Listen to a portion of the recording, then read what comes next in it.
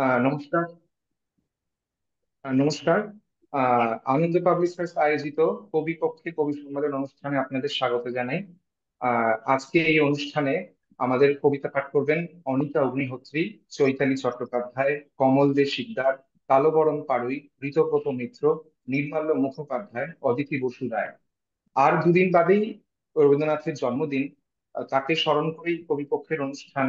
তো তাকে তো আমরা মাঝে মধ্যেই বিভিন্ন সময় নানা কারণে স্মরণ করি। তো আজকে উম, আমার কয়েকটা লাইন পড়তে ইচ্ছে করছে। রবীন্দ্রনাথ ও প্রতীচী এই নামে বুদ্ধদেব বসু 1960 সালে দেশ পত্রিকায় একটা প্রবন্ধ লিখেছিলেন। তার কয়েকটা লাইন আমি পড়ে শোনাচ্ছি অনুষ্ঠান শুরুর আগে। প্রচ্ছদ সরিয়ে তাকালে আমরা দেখতে পাই রবীন্দ্রনাথের মনের মধ্যে এক জীবনব্যাপী সংগ্রাম চলছে। একদিকে তিনি কবি, অন্যদিকে নব্য ভারতীয় জাতীয়তাবাদের মুখপাত্র। একদিকে শিল্পী ও মরমী, অন্যদিকে সামাজিক ও ধর্মীয় সংস্কারক। একদিকে সৌন্দর্য প্রেমী, অন্যদিকে সাম্রাজ্যবাদের সক্রিয় ও প্রতিশ্রুত শত্রু। আজকে আমরা রবীন্দ্রনাথকে স্মরণ করে অনুষ্ঠান শুরু করছি।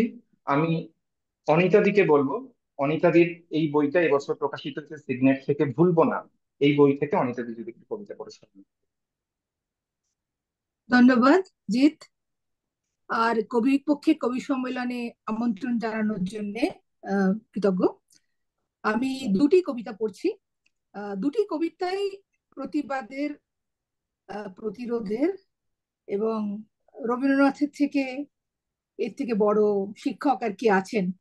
আর দুটি কবিতাতেই কেবল প্রতিবাদ প্রতিরোধ নয়, একটা আশা, একটা জয় করবার আহ ইচ্ছে, সেটাও কবিতার মধ্যে দিয়ে ব্যক্ত হয়েছে। প্রথম কবিতাটির নাম মৃত্যুকালীন জবানবন্দি। আমরা দিলাম জয় চন্দন তিলকে, ফোঁটা ফোঁটা রক্ত যদি মিশে থাকে, সে যেন সমর্পণ বিকল্পহীনের। পড়ে আছে ছেঁড়া শাড়ি, ছিন্ন নথি, মনোনয়নের পথে হেঁটে গিয়ে মুখোমুখি নাটকীয় ক্লাইম্যাক্স। শিশুর উদ্ভ্রান্ত বুট বল ভেবে বোমা নিয়ে খেলেছিল নাদান বেকুব। জানে না এখানে দেখে পা ফেলতে হয়। মৌজা ম্যাপে আছে নাকি অস্ত্রাগার, বাজি কারখানা? মাছ হয়ে মরে ভেসে ওঠে মনান্তর পড়শি পুকুরে। আমরা নিয়েছি মেনে ছোটখাটো বাঁচার বিপদ। পাবলিক সালিশি চেনে, গণপ্রহারেও বড় রুচি। ভিডিও ভাইরাল করে, লাশ রেখে ফিরে আসে ভাতের থালায়। এইসব শ্লীল ও বর্বরতা মেনে নিয়ে তবু আমাদেরই হাতে জনাদেশ। জয়ী হও, নিশ্চিদ্র ভবিষ্যৎ শাসকের। ইজ্জতের ভাত আর ফিরবে কি কোনোদিন? ভিন্ন মত নিয়ে বেঁচে থাকা ছিন্ন পাখা পতঙ্গের মতো একরোখা ফিরে ফিরে যাই উঠছে। যদি একদিন মাটির গভীরে প্রাণ জেগে ওঠে, যদি এজাহার দেয় মৃত্যুকালীন, অন্ত মিলে আগুন ছড়ায়। আর এর পরের কবিতাটির নামই, বইয়ের নাম ভুলবো না। তোমার নজর পড়লে বর্ষার ঘাস পুড়ে ছাই হয়ে যায়। বিশুদ্ধ রোষ কিভাবে লাশ তুলে আনে কবর থেকে তাও জানা। আমাদের গ্রামের এই বাজপড়া গাছগুলি, পোড়া বাড়ির কঙ্কাল, আর বিষাক্ত পুকুরে ভাসন্ত মাছেরা তোমার হিমশীতল সুরক্ষা না পেয়ে সাদা কালো ছবি হয়ে গেছে। আমি মরতে চাই না হে শাসক, শহীদ হব না কোনো মতে। যা বলিনি তা বলানোর ষড়যন্ত্রে সলিটারি সেলের ধোঁয়ার ভিতর এক যুগ আমার শরীর থেকে যদি খসে পড়ে মাংস আর হাড়, বেঁচে থাকবো ভুলিনি, আমি কিছু ভুলবো না। এই কথা দুনিয়াকে বলার জন্য রয়ে যাব ভয়ের একেবারে শেষ সীমায়, যেখানে ভয় শূন্যতার অলৌকিক ফ্লুরেসেন্ট বিভা তার গর্ভে। নমস্কার। ধন্যবাদ অনিতাদি। আমি যেমন বলছিলাম যে আমি যারা কবিতা পড়বেন তাদেরও কবিতা পড়ে শোনাবো। তো আমি এখানে একটা অনিতাদির কবিতা পড়ছি, কথোপকথন। পুরোটা পড়ছি না, শেষ অংশটা পড়ছি। শুরুটা বলছি যে মিলন কুন্দরা চলে গেছেন এবং চলে যাওয়ার পর তার কিছুটা একা লাগছিল। তিনি কাদারেকে ডেকে নিয়েছেন। আপনারা জানেন ইসমাইল কাদারে, যিনি লিখেছেন ব্রোকেন এপ্রিল, যিনি লিখেছেন the general of dead army. তো সেই কথোপকথনটা শুরু হচ্ছে, কবিতাটা কি আশ্চর্যভাবে শেষ হচ্ছে। আপনারা একটুখানি শেষটা শুনুন। কুন্দেরা আর কাদারে কথোপকথনে রত। কুন্দেরা আর কাদারের কথোপকথনে চ্যুত হয়ে এক উল্কা তার পথ বদলে পৃথিবীর খুব কাছে চলে এলো। আগামী 14 বছরে 40% সম্ভাবনা রয়ে গেল তার পৃথিবীর সঙ্গে সংঘর্ষের। কুন্দেরা বললেন, ওহে এসো, এই সম্ভাবনাকে নির্মূল করি, অস্তিত্বের অসহনীয় লঘু ভার ওকে দিই। কাতারে বললেন, ভাঙা এপ্রিলের স্মৃতি ওকে কক্ষপথে ফেরাবে আবার। উল্কাটি আসলে নভোচরের মা, মেয়েকে ফেরাতে এসেছেন মহাকাশে। আর এই সব বিশ্রামালাপের মধ্যে পৃথিবী ঘুমিয়ে থাকে সদ্য স্নাত শিশুর মতো। আপনাদের এই প্রসঙ্গে মনে করিয়ে দিই যে মিলন কুন্দরা চলে যাওয়ার কথা যে বলছিলাম, মিলন কুন্দরা চলে গেছিলেন 11ই জুলাই 2023। আর ইসমাইল কাদারে চলে গেছিলেন 1 জুলাই 2024। 23 আর 24 পর পর তো দুজন লেখক চলে গেছেন, দুজন কথাকার চলে গেছেন, কিন্তু তাদের কথোপকথন চলছেন কবিতাটা কোন পর্যায়ে এসে পৌঁছলো। উল্কাটি আসলে নভোচরের মা, মেয়েকে ফেরাতে এসেছেন মহাকাশে। তো অনিতা দেবী বইটা ভুলবো না, এই বইটা সিগনেট প্রেসে থেকে এবছর প্রকাশিত হয়েছে, আমাদের সমস্ত আউটলেটে পাওয়া যাবে এবং আমাদের ওয়েবসাইটেও পাওয়া যাবে। চৈতালিদির ওই বছর বই বেরিয়েছে, দেখে মানুষের ছায়া। চৈতালিদি, আমি বলবো আমাদের কবিতা শোনান এই বই থেকে, নতুন বই থেকে। সকলের জন্য শুভেচ্ছা। আর কবিপক্ষে কবিতা পাঠ যেন নতুন এক মাত্রা এনে দেয় কবিতায়। আমি দুটো কবিতা পড়ছি। প্রথম কবিতা, গীতবিতানের দিব্যি। মৃত্যু অসংখ্য, তা হুজুগে ডিঙিয়ে আমরা জন্মদিনের মাসে ঢুকে পড়ছি। সামান্য বৃষ্টি হচ্ছে, রামধনু উঠছে, গাছে গাছে স্বর্ণ চাঁপা ফুল। এ পর্যন্ত যথাযথ। তবে মেয়েরা ততটা ফুলদানি নয়, এই যা মুশকিলের কথা। শরীর বিবর্ণ আর লাবণ্য পড়তে পারছে না। পচা গন্ধ নাকে লাগে, সুন্দর ছিটকে যায়। আমরা তো ওয়াক তুলে কবিতা লিখি, শুভ ও কল্যাণ যা সৃজনে যাই। হাত ভর্তি ছাইথা, পাঁকে ভরা দিঘি গভীরে। তবু গীতবিতানের দিব্যি, বিশ্বাস রাখুন, আমরা জন্মদিন ঘেঁটে যেতে দেব না কিছুতে।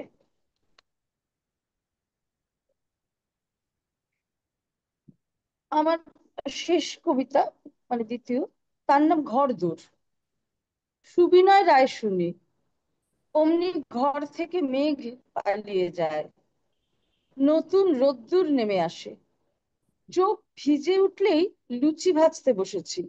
আমাদের কেমিস্ট্রি দারুণ। যখন কোকিল ডাকে, যখন বিরহ জাগে, তড়ি ঘড়ি চায়ের জল চাপাই। চুমুকে চুমুকে মন নাচ গান শুরু করে দেয়। আজকাল খবর কাগজ রক্ত বহে আনে যখন তখন। অস্বস্তি বাড়লে শরীরকে পাঠিয়ে দিই বারান্দায়, গাছেদের কাছে।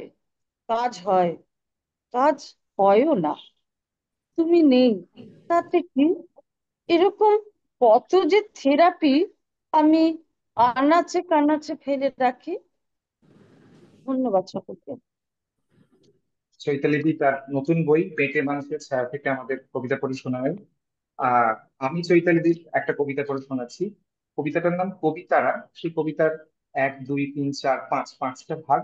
তো আমি 2 নম্বর কবিতাটা পড়ে শোনাচ্ছি যারা শুনছেন। কাঁসা পেতলের দিন গেছে, মস্ত থালায় মা জন্মদিনের ভাত সাজিয়ে দিত, আজও দেয়। মনের চোখ দিয়ে দেখি, উজ্জ্বলতা ছিল, ঝাঁকে ঝাঁকে পায়রা উঠতো, মা বসে পশম বুনতো। ফিরে দেখি শূন্য 10 দিক, আসলে তো ফাঁকা নয়, অণু পরমাণু কণায় মার গল্প লেগে আছে, ঘষা খাচ্ছে মোটা চামড়ায়। আমি বলবো যে কমলদা, এবার আপনার যে নতুন বই নষ্ট সময়ের দিনলিপি, এই বইটা থেকে আমাদের কবিতা পড়া শোনান। এবছর এই বইটি কমলদার সিগনেট প্রেস থেকে প্রকাশিত হয়েছে। কমলদা, কবিতা শোনান আমাদের।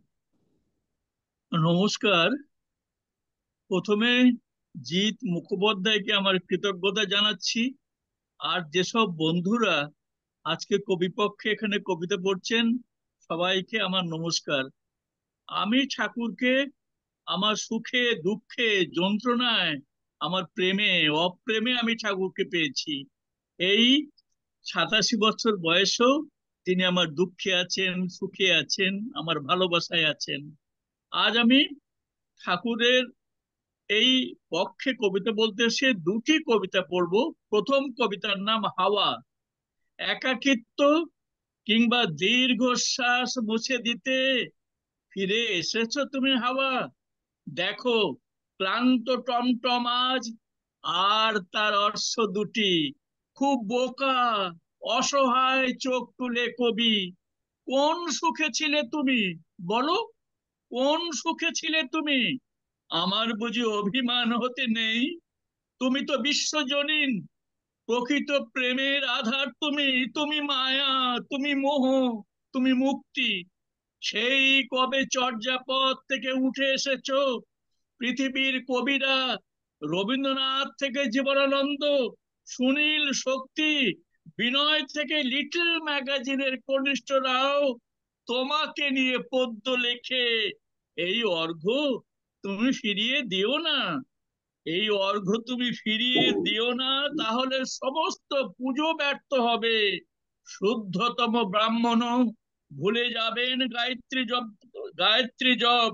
কবিতার কবিতার সর্বনাশ হয়ে যাবে। এই সর্বনাশের কারণ হও না তুমি দিনি। আমার শেষ কবিতা নষ্ট স্নান। কিছু কথা আবোল তাবোল, আর না বলা কথাগুলো তার সবটুকু বুঝেছেন এমন নয়, তবে বালিকার চোখে সর্বনাশ দেখে কেঁপে ওঠেন কবি। কেঁপে ওঠে বিশ্ব চরাচর, হা ঈশ্বর, জলোচ্ছ্বাসে বুঝি ভেসে যায় মিথিলা নগর। বানভাসী বালিকাটিকে তখন, তবে সে তো আর তখন বালিকা নয়, স্কুলের দিদিমণি যেন, সেখানে কি ভঙ্গিমায় সেতারের মতো বাজাতে হয় নারীর শরীর। মুগ্ধ রবিশঙ্কর, কত কিছু শেখা তার বাকি রয়ে গেছে। এই আবহে বালিকার অনুমোদনী কি শেষ কথা নয়? বয়সের ব্যবধান, সমাজ, নিয়ম কানুনের কথা থাক, সে তো বিজ্ঞজনের খেলা। এই অসতিপর কবির কি আসে যায় বলো? এক জীবনে বিশ্বাসী সে, জন্মান্তর মানেনি কখনো। হা হা, জয় গুরু বলে নষ্ট সানে ডুব দেন কবি ও বালিকা। নমস্কার। ধন্যবাদ কমলদা। এই বইয়ের চতুর্থ প্রচ্ছদে কিছু কথা লেখা আছে, সেটা আমি পড়ে শোনাচ্ছি পাঠকদের জন্য।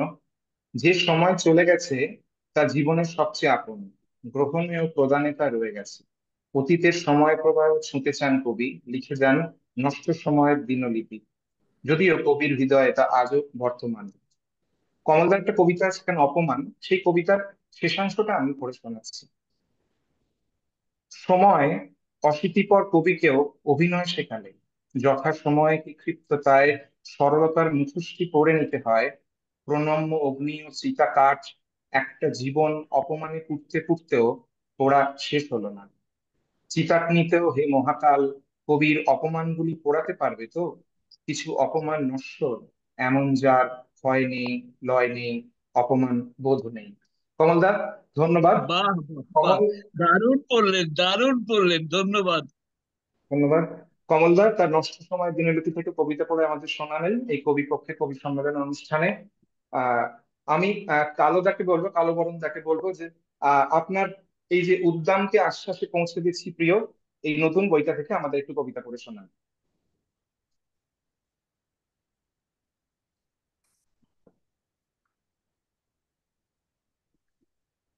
আজ বেদনা জিজ্ঞেস করে, আনন্দ তুমি কোথায়?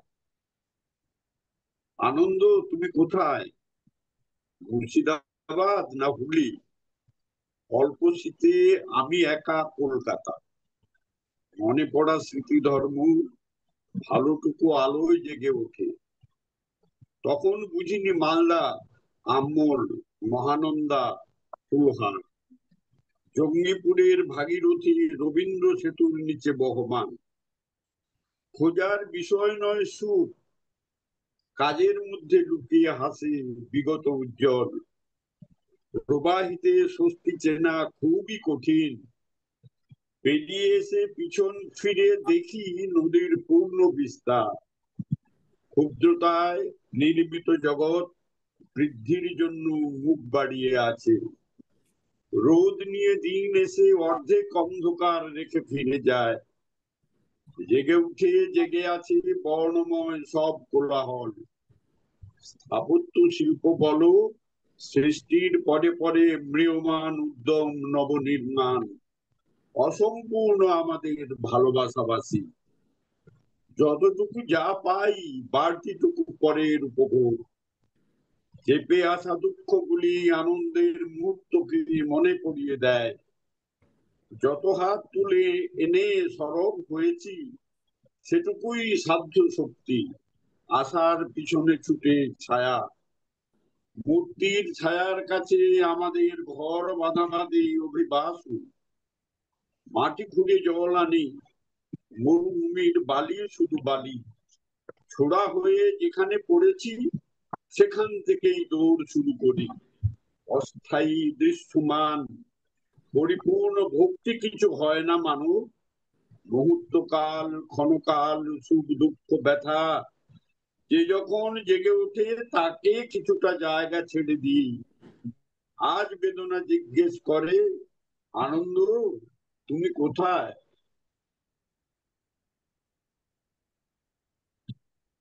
ব্যাসদেবের কান্না আমাদের মুছে দিতে হবে। জিঘাংসা রচনার পরিণাম ব্যাসদেব বুঝেছেন। মহাভারতকে নারদ মুনি বলেছেন কাকস্য পরিবেদনা। পৃথিবী জুড়ে অনাথ আশ্রম বেড়ে চলেছে মাতা কুন্তি দেবী। দ্বন্দ্ব হানাহানি হাহাকার আমাদের প্রাপ্ত অধিকার। অনুশোচনার চোখের জলে শেষ হয় না লড়াই। প্রেম প্রীতি বিরহ বেগে জেগে উঠছে বিচ্ছেদ। পাথরের শাখায় নয় শরীর মোহে বিঁধে আছে কাটার আঘাত।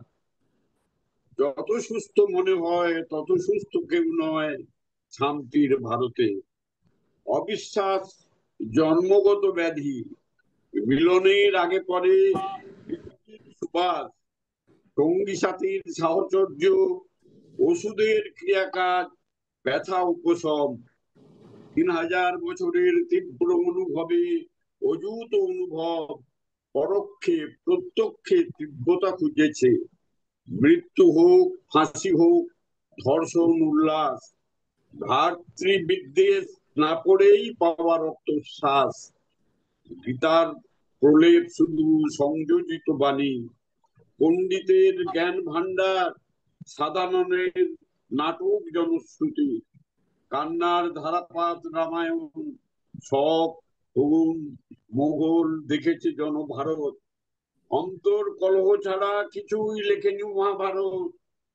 ব্যাসদেবীর কান্না আমাদের মুছে দিতে হবে।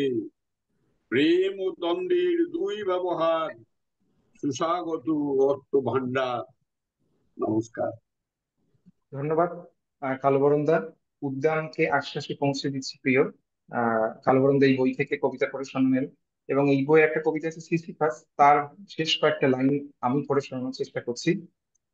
চিনি না জানি না, কিন্তু কবিতা পড়েছি বন্ধু এটুকুই সহায় সম্বল। সন্ধ্যার ফোন, পথের ঠিকানা, কিংবা সময়ের হিসেব, পাহাড়ে পাথর তোলার কাজ সিসিফাস করে চলেছেন আজও। কবি তো সিসিফাসই মনে হয় প্রতিদিন লেখার চেষ্টা। এবছর কালবরণ পাড়ুইয়ের উদ্যামকে আশ্বাসে পৌঁছে দিচ্ছি প্রিয়, এই বইটি সিগনেট থেকে প্রকাশিত হয়েছে। আহ আমি এবার বলবো যে ঋতব্রতদা নতুন বই কনক স্নান, সেখান থেকে আমাদের একটু কবিতা পড়ে শোনান। বেশ, আনন্দ পাবলিশার্সকে আমার কৃতজ্ঞতা ও ভালোবাসা জানিয়ে দুটি কবিতা পড়ছি। প্রথম কবিতা ব্রহ্মপর। ধাক্কা দিলে দোর খুলে যায়, দৃক ভুলে সে দৃশ্য দেখে দুহাত বাড়ায়। জড়িয়ে ধরে বেষ্টি না সমষ্টি শরীর, ধনুক ভাঙা পণ করে কেউ ছুঁড়ছে না তীর। চোখের পাতা বুঝলে যদি চোখ খুলে যায়, নবদ্বারে খিল লাগালে দোর খুলে যায়। বুদ্ধি বিচার তল পায় না ঠিক নাকি ভুল, এই বুঝি ঘুম ভাঙলো তোমার সুষুম্না মূল। উঠছে কুলকুণ্ডলিনী স্বাধিষ্ঠানে, নাভির গহন পেরিয়ে গিয়ে বুক পেতেকে আঘাত ছাড়াই শব্দ শোনে নিজের কানে। কণ্ঠ যদি শুদ্ধ, তবে আজ্ঞা রাখে ভুরুর মাঝে, হংস মিথুন যাচ্চা করে কাজ অকাজে। ব্রহ্মতালু ফাটিয়ে বেরোয় সহস্র দল, কুণ্ডলিনী লীন হয়ে যায় আনন্দ ফল। শব্দে তাকে ধরা যায় না চিত আকাশে, ভালোবাসার থেকেও অগাধ ভালোই বাসে। বইছে না ঝরছে না যখন বীর্য রুধির, শরীর মনে বিশ্ব যখন স্থবির না স্থির আনন্দে, আর তোমার মধ্যে এক হয়ে এসে আমি বসি, কি তত্ত্ব আর লিখবে বলো তোমার মসি, তত্ত্বমসি। পরের কবিতা তরজা। রাধা মহাভাবে যাত্রা অনন্তের পার, ধ্যান সিদ্ধি এহ বাহ্য আগে কহ আর। ভালোবাসা নিভে যায় অসি দণ্ড শূল, বাউলকে কহিও লোক হইল বাউল। হরি হরি ও গোপাল কাঁদালে কেমন, রাজেন্দ্র সদনে ওড়ে কত কৃষ্ণধন। কাম ক্রোধ লোভ মোহে অন্যন্য বিলাস, মন্দির ঝরোখা স্তব্ধ গুম খুন লাশ। কেউ কি বোঝেনি আগে কত বড় ভুল, বাউলকে কহিও হাটে না বিকায় চাউল। কাষ্ঠ প্রতিমা শুধু অধিকারী ভেদে, কেউ ডোবে দেহ পঙ্কে কেউ বা অভেদে। গম্ভীরা ঘিরেছে যেন বিষবৃক্ষ মূল, বাউলকে কহিও কাজে নাহিক আউল। অকাজে কুকাজে পাটে সূর্য ডোবে যদি, শ্রীপাটে কীর্তন থামে চৈতন্য অবধি।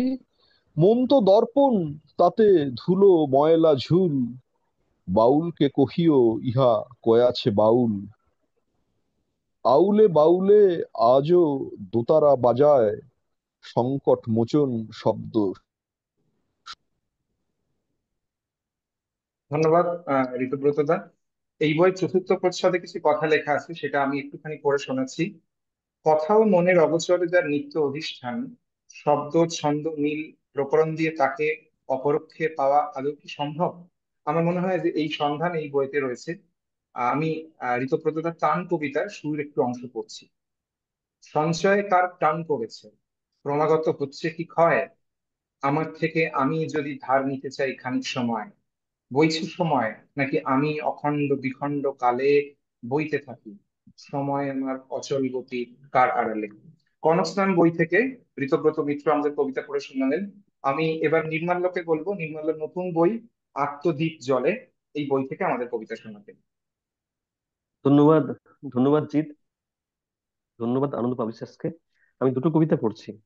প্রথম কবিতার নাম অপার্থিব।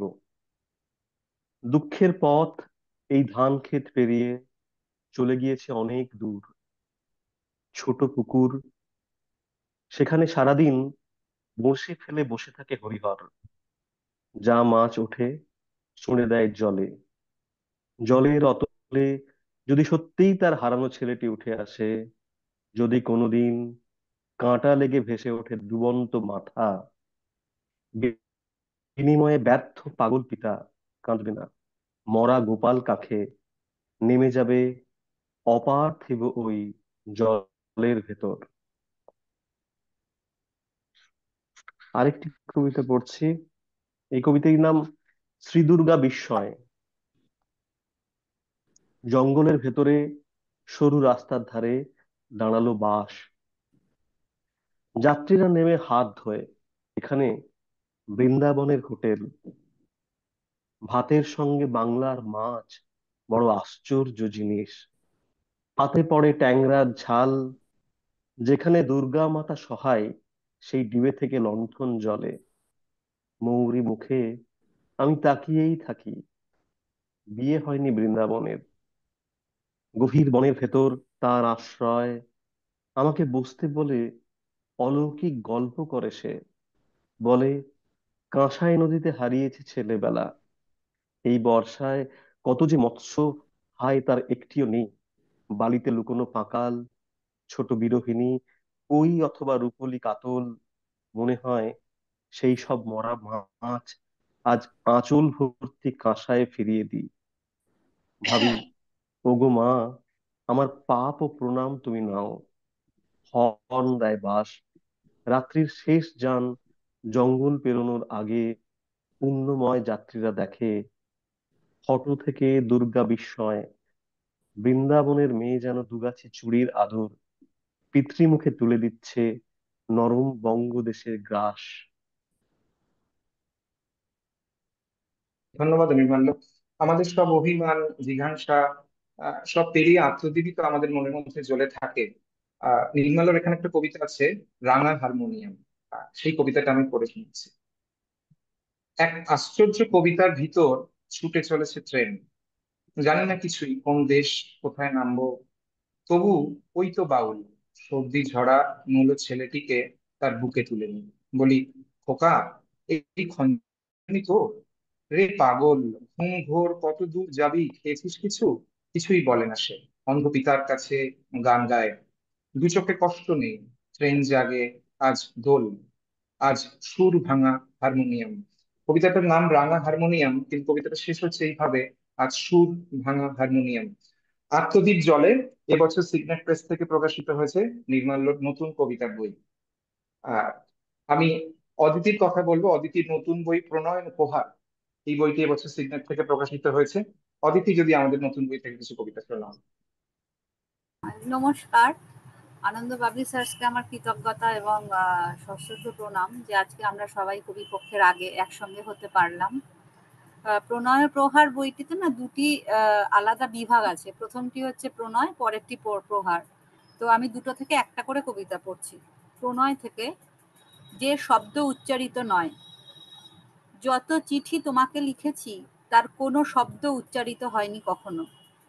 ঠোঁটের কয়েক ইঞ্চি নিচে যে লাল ত্রিভুজটিকে হৃৎপিণ্ড নামে ডাকো, তা হতে অবিরাম নির্গত রক্তস্রোত তোমাকে ভালোবাসি বলে।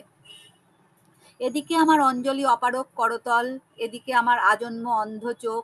তুমি জানোই নি, বোঝনি প্রতি সন্ধ্যার সমস্ত শঙ্খধ্বনিতে কি করুণ তোমাকে ডেকেছি। তুমি অবিশ্বাস থেকে ভেবেছ এও এক মিথ্যে ছায়াবাজি। অন্তর্যামী জানেন, যেভাবে চেয়েছি তাতে সমগ্র পেলেও কিছু বাকি রয়ে যাবে। প্রহার থেকে তৃতীয় নয়ন। শরৎ বালিকার বয়স বাড়ে না। শঙ্খ চক্র ভুবনের ফাঁদ এড়িয়ে সে যেতে চায় শিউলি বাগানের পথে। তার অভিমুখ থেকে খসে যায় বেনারসি শাঁখা এবং আলতা সিঁদুরের বরাভয়। সে একা নাচে, জলস্থল হোমানল তার পাখায় ডিগবাজি খায়। তৃতীয় নয়নে সে নিজে কাজল পরে, সাজে। পদ্মের অলঙ্কারে তার দীপ্তি দেখে ত্রিভুবন হতবাক, হতবাক তার তেজ ও অস্থিরতার উৎসারে। শরৎ বালিকার বয়স বাড়ে না। সে নদীর পাড়ে সাজি উল্টে বসে। পাশের শ্মশানে তখন পোড়াজনি, ছিন্ন বুক, কাটা আঙুল। দেখে শুনে আগুন থেকে তার শরীর নির্গত হয়। অজস্র সাপ তার মাথায় ফনা তোলে। বালিকার মনে পড়ে তার 10টি হাত ও প্রহরণের কথা, মনে পড়ে তার অনন্ত জন্মের কথা। তারপর ধর্ষণ ও হত্যা এপিসোডে ক্রমশ লম্বা হতে থাকে সে। শরৎ বালিকার ক্রোধ অনিঃশেষ। মণ্ডপে, গৃহে, বেশ্যার দ্বারে তাই তার আপাতমস্তক মাদল, ডম্বুরি, তাণ্ডব এবং খড়ের কাঠামো থেকে রক্তপাত। সমস্ত নিষাদ তার শানিত অস্ত্র দেখে শরণ নেয় দুর্গা দুর্গা বলে। সেও যাবে না বলে অস্বীকার করে বিজয়া ও বিসর্জন, এবং সিঁদুর খেলা ফেলে তাকে ব্যারিকেডে রেখে যেসব অবাধ্য মেয়ের দল অকাল বোধন অগ্রাহ্য করে উঠে দাঁড়াচ্ছে, সন্ধি পুজোয় পুড়িয়ে দিচ্ছে শ্রীঅঙ্গ, তাদেরও বয়স বাড়ছে না। আদতে এরা শরৎ বালিকার সহদরা। কপালে টিপ পড়ে বলে তোমরা এদের তৃতীয় নয়ন দেখতে পাও না। ধন্যবাদ অদিতি। আলো অন্ধকারের আমাদের যে জীবনের সর্পিল পথ, আমার মনে হচ্ছে প্রণয় উপহার করতে গিয়ে এটা সেই জার্নিরই আত্মকথন। আমি অদিতির কন্যা দাহ কবিতাটা পড়ে শুনেছি। তুলসী গাছের গোড়ায় কন্যা, তুলসী গাছের গোড়ায় চতুর্থীর জল ঢেলে বাবা তাকিয়েছেন শূন্যে। মেয়ের মুখাগ্নির আগুন ছড়িয়ে গেছে গ্রামান্তরে। জনি ছেঁড়া রক্ত নিয়ে টানাটানি করছে শাসক ও বিরোধীরা। বাবার মন পড়ে যাচ্ছে মেয়েটা দুরাত্রি ভাত খায়নি। এবছর সিগনেট থেকে প্রকাশিত হয়েছে অদিতি বসুরায়ের প্রণয়ন প্রহার। আমাদের আজকের এই অনুষ্ঠানে কবি পক্ষে কবি সম্মেলনে কবিতা পাঠ করে শোনালেন তাদের নতুন বই থেকে অনিতা অগ্নিহোত্রী, চৈতালি চট্টোপাধ্যায়, কমল দে শিকদার, কালো বরণ পাড়ুই, ঋতব্রত মিত্র, নির্মাল্য মুখোপাধ্যায় ও অদিতি বসুরায়। আপনাদের সবাইকে আনন্দ পাবলিসের তরফ থেকে ধন্যবাদ। আর যারা এই অনুষ্ঠান আপনারা শুনছেন তাদেরকে বলি, এই কবিপক্ষে আমাদের বেশ আরো কয়েকটি অনুষ্ঠান আছে। আপনারা আমাদের এই ফেসবুক পেজে নজর রাখুন, এবং যে বই থেকে আজকে আপনারা কবিতা শুনলেন কবিদের কাছ থেকে, এগুলো আমাদের আউটলেট গুলোতে পাওয়া যাবে, এবং আমাদের www.anandabhav.in, এই যে আমাদের ওয়েবসাইট, এখানেও আপনারা বইগুলি পাবেন। নমস্কার। নমস্কার। নমস্কার।